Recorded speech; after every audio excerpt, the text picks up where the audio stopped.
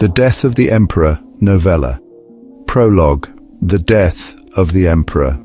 I've had it coming for years. I couldn't avoid it. It was either him or me. I have been caught dead. I can't escape my fate. I've had it coming for years. I couldn't avoid it. It was either him or me. I've been caught dead. I can't escape my fate. Where will this end? Everyone dies one day. I know it more than most. As the king of the grim reapers and the judge of the dead, this is the tale of how I died. It all began. Fred Alexander sat backstage in his dressing room where he worked as a stage magician, waiting on a phone for an important conference call. You look like it's an important call, Dad. He was jumpy and anxious. Yes, I, Morgan, Lakelandite, and Gabriel have to work out the details of an important summit. Good luck with it. Thank you. 5 minutes later, Fred's mobile rang and he answered it quickly. Fred Alexander speaking. I know I called you my Emperor Sapphirus, the Prime Minister of the Universe, to Fred, the Emperor of the Universe. Is everyone on? Yes, I called everyone. Good. A stranger to Fred and the others hung up their mobile phone. We lost the local Emperor, Gabriel. He must be busy, noting the phone disconnecting from the conference call. Was that anyone, Jeremy? Asked another reporter at the Clarion newspaper. No, just a wrong number, said Jeremy Jones offhandedly. Mark wants to see you about your article about the magicians, said his colleague. Okay, thanks, Greg, said Jones, walking to his editor's office to knock on his door. Come in, called the editor, who was sitting at his desk behind piles of papers. Jones entered the room and walked to his boss to talk. I can't publish your article. It would be bad for us to publish an article against the magicians. They are superheroes, not an alien invasion, said the editor. I got a news scoop. I found out who their leader is, said Jones. Who is he? Asked the curious editor. The Emperor Sapphirus was known, but who he was in real life was a mystery. Fred Alexander, the stage magician and the king of the earth. I recognized his voice on the call, said Jones. Call? Said the editor, puzzled. I got called by accident by Morganite, his prime minister. The emperor was identified, said Jones. Oh, we can't publish it, though. It was a private phone call, said the editor. Jones rolled his eyes. I'm serious. It is unethical publishing private phone calls, said his boss. You can't be serious, said Jones. I am. It could get us in big trouble with the law, said the editor. Days later, Jones stood waiting outside Fred's theater, waiting to see him with his fans after a show. He stood nervously and impatiently, waiting for the magician to leave the backstage door. Hello, Mr. Alexander, said Jones when Fred appeared. Thinking him a fan, Fred responded jovially. Hello. Hope you didn't freeze out here while you were waiting to see me, said Fred. It was a cold winter's night. I'm fine, I brought a coat, said Jones. Do you want an autograph? Asked Fred, pulling out a pen. No, I wanted to talk to you in the pub across the road, said Jones. I don't go to pubs, sorry, said Fred. I need to talk to you. I know who you are, said Jones. Who am I meant to be? Asked Fred, laughing in his light musical tenor voice. Sapphirus, said Jones seriously. Fred looked like a trapped rabbit. What do you want? Said Fred, panicking. To talk to you in the pub, said Jones. All right, said Fred, knowing it was a trap. Val noticed he was scared. He walked up to his dad defensively. Are you all right, Dad? Val asked. He was like his father, a young, athletic-looking man. Neither were human, they were alien sorcerers who always looked 25. Jones felt a bit intimidated. I'm fine, boy. I'm going to the pub. I want to talk to him, lied Fred. If it's okay, Dad, Val said. Yes, said Fred, feigning a charming smile.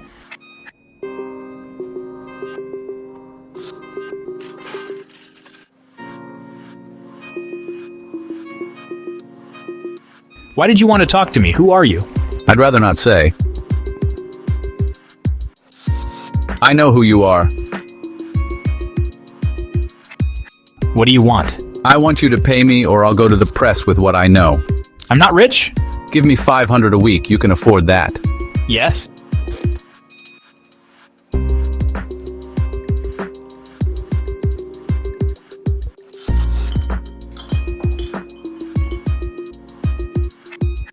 Fred left with Jones. He was so drunk that he passed out when he left the pub. Jones took him to his apartment and oddly laid him in a cupboard to sober up. The drunk, hungover man lay with his eyes open with a sliver of light streaming in his eyes, blinding his eyes as his head was killing him. He heard the man's voice fumbling over an entrapment enchantment. He got it wrong. Fred was so drunk, he shouted out the correct enchantment. The man repeated it outside the cupboard and thanked his inebriated friend. The man left the drunk to himself and came back. When the man came back, the drunk was asleep. He looked at the drunken emperor with disgust. He stabbed him in the heart with a knife he'd bought for the job and left him to die as he watched TV for a while. Then he stripped the corpse to get ready to dispose of it. Fred was left there in a pool of his own blood, stone dead, and no one missed him as his wife didn't live with him. It was promising to be a while before he was missed. Chapter 1. The man who wouldn't stay dead, in the shadowy depths of a dark closet, an alien magician, Fred Alexander, king of the earth and emperor of the universe, awakens. Naked, confused, and definitely not dead. It was one day after a forgotten night at the pub he found himself trapped by an unknown assailant intent on disposing of him. But death is merely an inconvenience for Fred, whose bizarre affliction grants him the ability to rise again. I must have been really drunk to be like this. He thought and wondered if he'd done anything stupid. Being naked, it would look a little odd to just stroll outside, but he must at least try, so try he did. Fred, being an enchanter, tried to leave using magic without opening the door, but he could not get through the door or walls, and they resisted all his efforts. Realizing someone had cast an entrapment spell on it, and it wasn't one of his own kind, it was more likely a human who had found a spell book. It was clumsy but effective. Fred realized this was a trap that he couldn't escape. Fred saw blood on the floor. It was his blood. This confused and scared him. Fred looked at himself. He was unharmed. He thought he must have died, and unlike the rest of his kind, his body healed itself. After he died, it had returned him to life. Suddenly a man with a butcher's knife opened the door of the cupboard, expecting to see a corpse. In the room behind him was a table of tools to cut up the corpse and dispose of it. The man was looking at him and was confused and very angry. "You're not dead?" the man said. "No," said Fred nervously. The man stabbed Fred in the heart, and the bleeding Fred dropped to the ground dead once more. The killer closed the door to let him bleed out as he washed his bloody hands and the knife. He then made a coffee and sat for a while. Later, the killer came back. Sure, his victim would have bled out and so wouldn't make too much mess. He opened the door, looking at the floor to see a lot of blood in his victim's feet. "What?" said the killer, looking up. "I'm still here," Fred said nervously. "What are you?" asked the killer. Not dead," Fred said nervously. "I'll fix that," said the man, killing Fred again, stabbing him in the guts. Leaving him to die again, angrily slamming the door. He came back a while later with an axe. Talking to the door, he said, "If you're not dead, you'll wish you were," said the killer to the door. Before he opened it, expecting to find his victim alive again. He looked inside and found Fred lying bled to death on the floor. So with effort, the killer picked up the tall, slippery, bloody corpse out of the cupboard. He put him on the table and prepared to cut up the body. The killer raised and swung the axe over the neck of the corpse. It didn't hit the corpse's neck, it hit something else. The confused killer tried again, but it stopped again. "What's going on here?" said the killer, frustrated. The thing that stopped the axe appeared. It was made of metal and had a wooden handle. It was a scythe. "What?" said the shocked killer, seeing a stranger dressed in a black robe. "Are you here to take him?" "No," said the Reaper. "Why did you kill him?" "He was the leader of an alien hive," said the killer. "Leader of what? Does that look like a queen to you?" said the Reaper, pointing at the corpse. The killer looked at the blood-stained body. It was obviously male. "No," said the killer. "He was a king and emperor to the hive." "Isn't that the same thing, an emperor and king?" said the Reaper pedantically. "Not in his case. They called him the emperor of the universe and the king of the earth," said the killer. "Oh, so that's who he was he?" the Reaper asked. "Yes," said the killer. "Why are you protecting him?" The Reaper looked at the dead man. "Maybe I knew him in another life," said the Reaper. "Who are you?" asked the killer curiously. "I'd rather not say," said the Reaper. "Perhaps I'm his bodyguard." "What use is a dead alien? Let me dispose of him." "No, I'd rather you didn't hack him up." "Misguided loyalty." "No," said the Reaper, who disliked zealots like this killer, who he was tired of and knew he knew too much to live.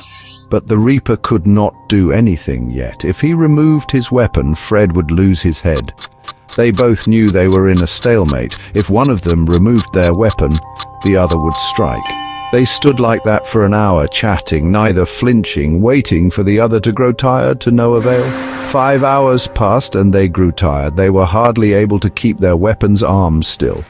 They grew shaky in the 6th hour. The killer grew drowsy and dropped his axe and fell to the floor. The robed man hit him on the head with the shaft of his scythe, knocking him unconscious. The Reaper walked over to the dead man, touched his chest, and was absorbed into the corpse, which promptly healed Fred, who came back to life. Fred sat up, disoriented, and saw the killer, knowing sadly he must die. No one could know about his afflictions of having a Grim Reaper as a soul, and his dying and coming back to life would bring down his empire. He felt that a dead man or a living dead man should not be emperor. Fred slew his killer and dismembered him with the skill of a coroner, which he had been in a former life. He next disposed of the body and prayed that he would not get caught for his crimes, hoping he could just live his normal life again. He left the area and went home. Chapter 2. The Eye of the Storm.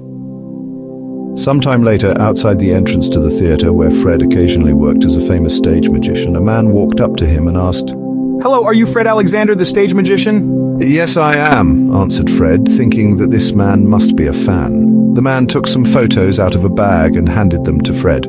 "Do you want me to sign them?" Fred asked offhandedly. "Look at them, Mr. Alexander," Fred did, and was horrified at what he saw. Are you all right, Dad? Asked his son Val, who was with him. "Yes," lied Fred, putting on a smile and hiding the pictures. I am fine." Fred invited the man to go on a private tour of the theater. The man naturally agreed. Fred took him to his dressing room. "What are these pictures? They are AI generated, right? Where did you get them?" asked Fred. "Not AI, I took them myself," said the man, observing Fred's reaction, who was like a rabbit in the headlights, a trapped animal.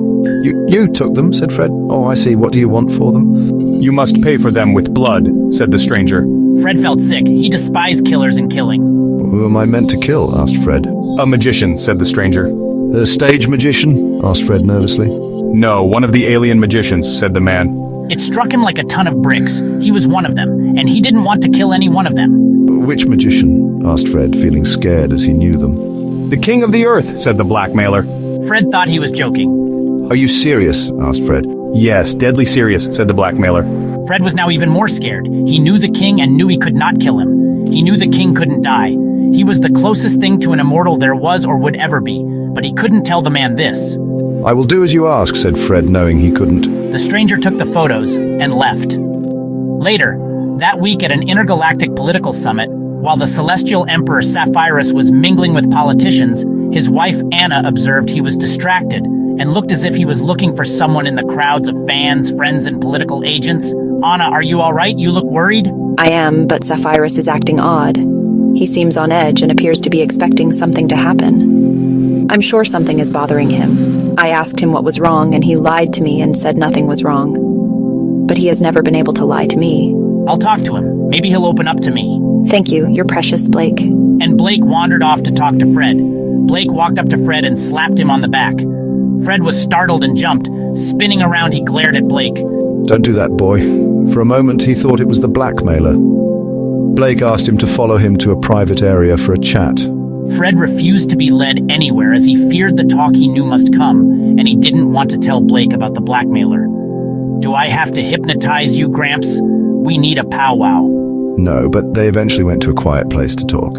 "Anna and I are worried about you. You are acting like you have problems." Fred looked nervous and ashamed, and his eyes were shifting and never still. "I'm fine." "There you go, lying again." "I'm not lying," in a dramatic huff, knowing Blake was right. Fred had fear in his eyes. Blake knew him. He was very worried about something. Blake knew he was proud he had seldom asked for help, but this was a cry for help if ever he saw one, whether Fred knew it or not. Blake was determined to help him and find out what was bothering Fred. So Blake did all that he could do. He stalked Fred. Later, as Blake was following Fred, he saw Fred meet a man in the street. Fred seemed scared of this man, and he saw the man hand Fred a knife, which Fred accepted. The blackmailer left him. He was standing looking down at the knife in his hand. Blake stomped up to the startled Fred and snatched the knife. "Who is the knife for, Fred?" "Nobody? Then why do you need a weapon?" "He wants me to kill someone." "Why?" "He is blackmailing me. I was caught." "Doing what?" "Disposing of a body." "Whose body? Who killed it?" "I don't know. He kidnapped me and killed me and saw me come back to life a few times. He knew who I was. I had to kill him." "I understand, but who does he want you to kill?" "The king of the earth." "You? Does he know who you are?" Now, Great, that's simple, you can do that. how? I can't die, then say I killed myself. You can, though. You just need to do this. A puzzled Fred listened carefully, then nodded his head. A day later, on another street, Fred and the blackmailer met a masked alien superhero, the magician, called the King of the Earth, who was said to be a fan of Fred's. He had seen him and the blackmailer together and came over for a signature.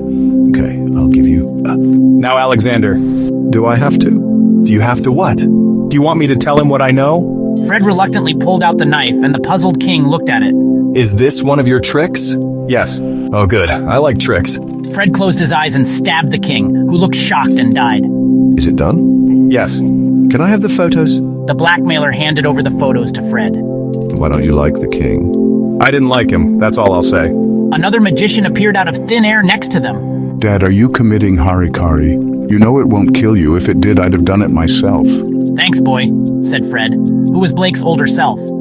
Fred and Blake were time travelers, the same one at different points in life. What's going on? He is a murderer. I caught him disposing of a body. I saw him. He has the photos. Lakelandite took the photos of the frightened Fred.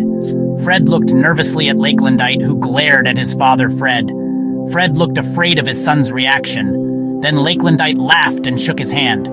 Fred and the blackmailer looked at him as if he was mad. Welcome to the family. I thought you were a black sheep, the only clean skin in the family. He kept killing me. It was getting annoying, and he knew I couldn't die. Lakelandite killed the puzzled blackmailer. Here's one on me. Lakelandite wandered over and kicked the king. Hey, come on, come back to life. A grim reaper who was hiding came out of hiding and touched the body of the king and went poof, and the king got up.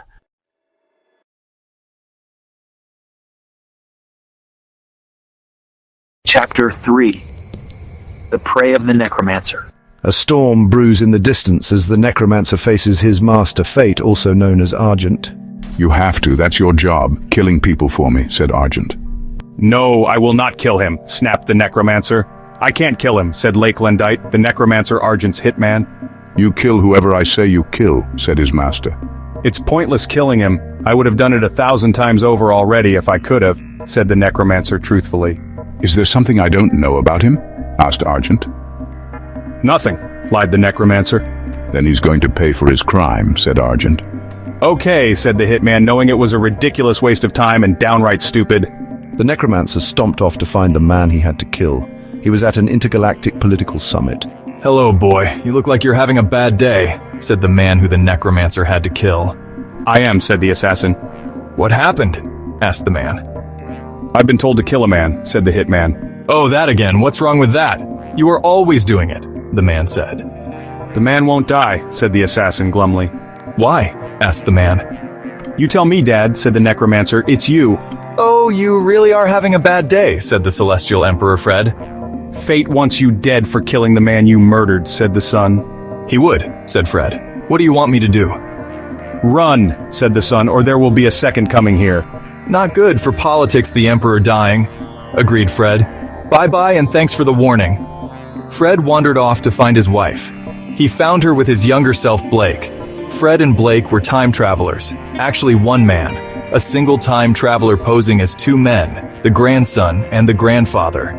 Fred was the grandfather, Blake the grandson. She was technically the wife of both of them being one man. She to the world was the younger man's wife. Hi, Anna, my love. Hello there, Blake. I was looking for you two, said Fred, kissing Anna. Hi, Fred, said Blake. Hi, honey, said Anna. I will be going away for a while, said Fred. Why? Asked Blake. I can't go into it now, I just had to tell you, said Fred. And seeing Fate coming with his assassin, Fred disappeared into thin air, teleporting away. Hello, Anna, said her cousin Fate. Hello, Argent, Lakelandite, Anna said to Fate, Argent, and the necromancer, her stepson, Lakelandite. Where is Fred? Argent asked. I saw him come in here. He's gone, said Blake. Why are you looking for him? Asked Anna. Lakelandite is going to kill him, Anna, said Argent. He is a vicious killer. Anna looked worried. No, he isn't, Anna said. He murdered a man and hacked him up, said Argent. He is not capable of doing that, said the shocked Anna, looking at Blake. He'd have to have a very good reason, said Blake. Anna was shocked. She had not known about the murder. Lakelandite and Blake knew Fred had to kill him to save Fred's life, and the man knew too much to live, but they couldn't tell Argent, because Argent didn't know Blake was Fred. Blake hugged Anna. Anna, he's your husband's grandfather. He's nothing to you, said Argent, puzzled. Anna was upset because he was one of her husbands. Lakelandite walked up to Argent. "Leave her alone," said Lakelandite, who knew Fred was her husband. "Dad, take Mom away from here." Blake led Fred's distraught pregnant wife away and tried to explain why Fred had murdered the man. She took it badly. Lakelandite tore strips off Argent for what he had done to Anna, who was seen as Fred's best friend. Elsewhere, Fred was hiding at home, scared and sad, not sure what to do or where to go or how Anna would take his being hunted as a killer by their son. It was like a Mack truck had crashed into him. He was haunted with all sorts of negative thoughts. He hoped Blake and Lakelandite could explain his reasons for acting out of character. He resolved to wait in his room for his son where no one would see him die.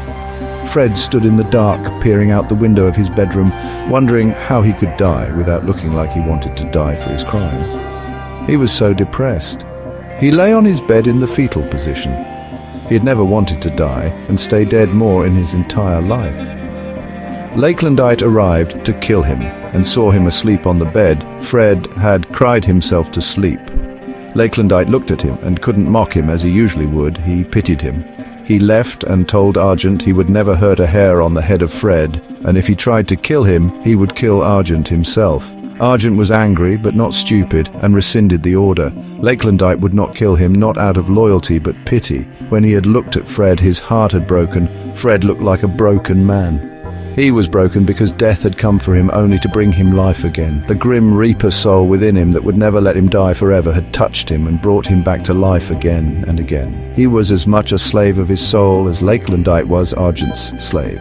Fred had cried because he knew he couldn't die and stay dead. It saved his life from Lakelandite this time, and now he slept on, unaware of the dilemma he had caused. It was midnight. There was a purple tinge in the sky, and the street lights were harsh beams of white in the air. Fred had finished working for the day, and Fred Alexander was feeling depressed and miserable as he wandered the streets of Melbourne City. He went down past the river deep in thought and regret. He was trying to forget his troubles. His wife had left him and wouldn't speak to him. He wished he could die. He was so depressed he felt death was the only answer to his problems. This was selfish, not thinking of the ones who would have to pick up the pieces if he died. Fred looked at a nearby rooftop, and being nimble and fit, he proceeded to climb to the roof.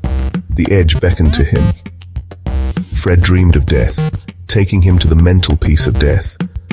He did not fear suicide. He'd seen death before as a former coroner. It was death, actually murder, which brought him there. He was a murderer. He regretted his crime and would not have done it if he had another option. He took a step off the edge and felt a rush of air, then a sudden all-encompassing pain, then nothing. He was dead. He thought and felt nothing. The Grim Reaper walked into the street, no doubt to take the soul of the dead man. The only witness who had just left a nearby pub with a bottle in a brown paper bag, seeing what remained of Fred. The amazed drinker couldn't believe his eyes. He shook his head and dropped the bottle in a nearby bin, thinking he was drunk enough, and wandered off to try and forget what he had just seen. The Reaper looked in disgust at this man and continued on his way to the dead and mangled body. The Reaper grumbled as he touched the mess. Amazingly, when he did, he disappeared, and the dead mess sprang back to life in the form of Fred. "Damn!" the reformed and now alive man moaned. Disappearing into thin air was all the remaining gore and evidence of the suicide. The next day came, and Fred was busy talking to alien delegates at the Intergalactic Political Summit. A man walked up to him and asked him how he was. A miserable Fred answered, "Alive, so I must be all right." But this was not what he wanted. He would have preferred the opposite. The man Lakelandite had told Fred, "You couldn't die if you tried." Fred knew it. He had often tried to kill himself and couldn't. This made him feel sad and ashamed that there could be no retribution for his sins. "You look like the canary that the cat ate. Are you all right, Gramps?" Lakelandite asked. The great-grandfather walked off nervously. Lakelandite walked over to another man, Blake, who was standing on his own. "How's Gramps? He's been acting weird," said Lakelandite. "Fred's depressed. He's been a bit depressed since Anna stopped talking to him," Blake said to his son. Anna, Fred's wife, walked up to them. "Mum, have you seen Gramps? He's acting weird," said Lakelandite to Anna, his stepmother. Blake was a time traveler too, actually, Fred's younger self. So Anna was by that technicality Blake's wife too. The one the world thought was her husband. "He's a killer. They act weird," said Anna coldly. "Stop talking nonsense. I've killed more than him. He had to kill the man in self-defense," said Lakelandite, who was a hitman for his boss, Fate. Anna was Fate's cousin. "He's very depressed. When I was ordered to kill him, I saw him at home lying on his bed in the fetal position. He'd cried himself to sleep. I couldn't kill him. He wasn't even hiding. It was as if he wanted to die. Tempest told me he caught him swan diving off a building in the city last night when he went to the pub." Tempest was Lakelandite's brother, who had Fred on suicide watch. "Anna, this is serious," said Blake. "He knows we can't die." Anna was naturally concerned too. They walked up to Fred, who was trying to be alone in his misery. "Hi," said Fred sadly, lost in thought. "Was it you who sicked Tempest on me?" He was watching the witness of his suicide attempt. It was Tempest. He was holding a drink and was watching Fred like a hawk. "Yes, we were worried about you. Tempest has been following you," said Lakelandite. Tempest, the timekeeper, usually lived in a pocket universe out of time, watching time go by. He was so worried he had been following Fred in person. Fred was his father. The night before, believing Fred was safe, he had popped into the pub to buy a drink. A feeling overcame him, so he left the pub and ran outside, where he caught Fred Swan diving onto the road and then returning to life. Tempest walked over to them. "Hello, Temp. Nice to see you in the real world," said Lakelandite. "I would rather not be here, but I was needed," said Tempest, who had a splitting headache in the real world, which was why he lived out of time in the pocket universe. Fred looked awkward. He had seen Tempest when he came back to life. "You really need help," said Lakelandite, stating the obvious. "Thanks, boy, I didn't know that," said Fred sarcastically. "I had an idea," said Tempest, ignoring them. "What is it?" asked Fred. "Is it time-related?" asked Blake. "Yes," said Tempest. "Then what's your idea?" asked Fred, doubting anything could fix this. Tempest smirked and concentrated on his time-shifting ability, made a few hand gestures for effect, and it was now a week earlier when Fred lay murdered and naked, ready to be hacked up and disposed of by the man who had been killed by Fred. "What use is a dead alien? Let me dispose of him," Fred's killer had said. "No, I'd rather you didn't hack him up," said the Reaper, who was Fred's soul. "Misguided loyalty," said Fred's killer. "No," said the Reaper, who disliked zealots like this killer, who he was tired of and knew he knew too much to live. But the Reaper could not do anything yet.